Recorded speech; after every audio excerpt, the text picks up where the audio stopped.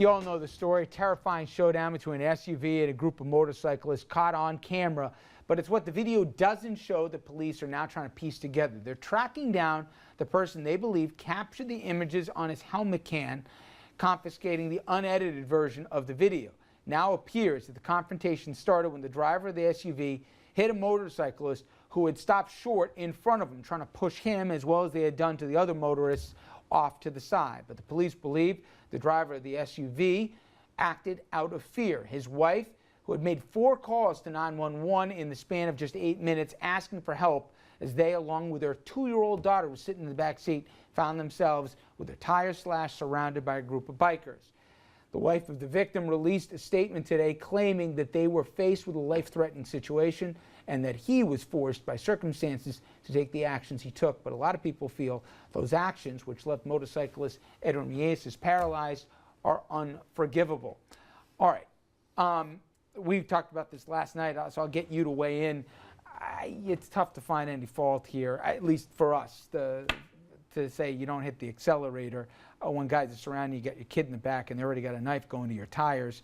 How does the law look at it? Well, the law looks at it as any rear-end collision. Normally the person in back doing the hitting is normally at fault in terms of a civil case of negligence. So when the motorcyclist is in front of the SUV, technically the SUV has to slow down. Now, up until that point, I don't know what was happening that this motorcyclist went in front of the SUV to create this slowdown. We do know the cops got more than 200 calls, 911 calls related to groups, and we know they tried to get a permit, I think, for Times Square. They didn't get it, right. And they were trying to move people over on the West Side Highway and other major roads in and out of the city to do whatever they were doing, and these guys happened to be in the wrong place, wrong time. Right, and the question is, you know, what the motorcycle driving in front of you, and you're in your SUV. Obviously, you're more protected than the motorcyclist.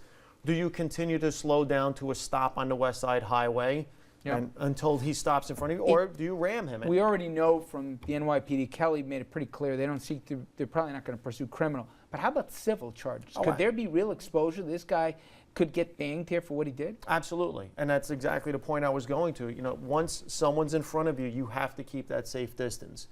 Depending on what your driving speed is, I mean, that's right out of motor vehicle code. Yep. You have to keep a distance that would be between you and that vehicle. Now, again, if someone drives in front of you and slams on the brakes, you hit that vehicle, you have that defense in a civil litigation, but nonetheless, the law normally sees the person from the rear as the culpable person. What's the point at which you have the right to use the force of the car to get out of there? Is it when somebody is using a knife to slash the tires at that point? Well, any action taken against the vehicle, whether someone starts hitting it with a helmet or uses a knife or a weapon against the vehicle, at that point it becomes a battery.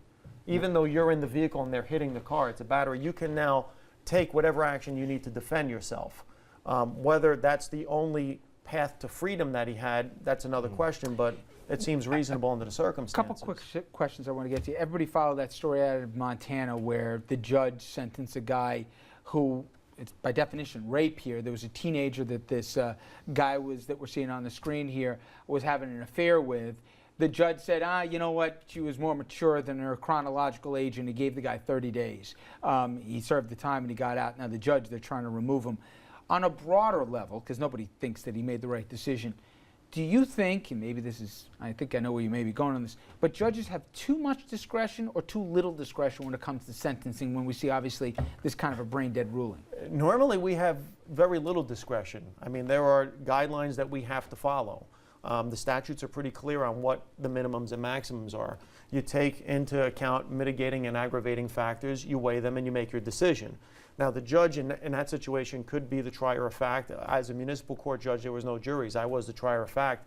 I would have to weigh all of that, make a balancing test, and then make the application of law.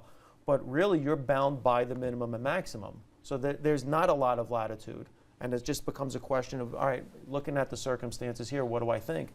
Same thing happened in Bergen County to a judge who actually sat in South Hackensack Municipal Court years before I did, and it was a situation where a female teacher had a relationship with a teenage male student, and the student did not show any signs of having any problems, you know, anxiety or issues like that, and the judge said, you know what, I don't think this was a situation where this teenage boy was really harmed. In fact, he bragged about it.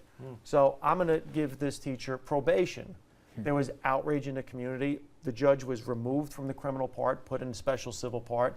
A lot of attorneys wrote letters. We were outraged that a judge's discretion wasn't followed at that point. I mean, that's his courtroom, and he had the opportunity to review the facts, review the sentencing guidelines, review the plea bargain and the report. He made the call, and you know, sometimes you have to trust the judge's discretion on that. All right. When we come back here, we're going to turn some politics from around our region. A new poll in New York City. Maybe it's not too surprising, but de Blasio, he's not only ahead, he's ahead by a whole lot here. We're going to get into that and more after this.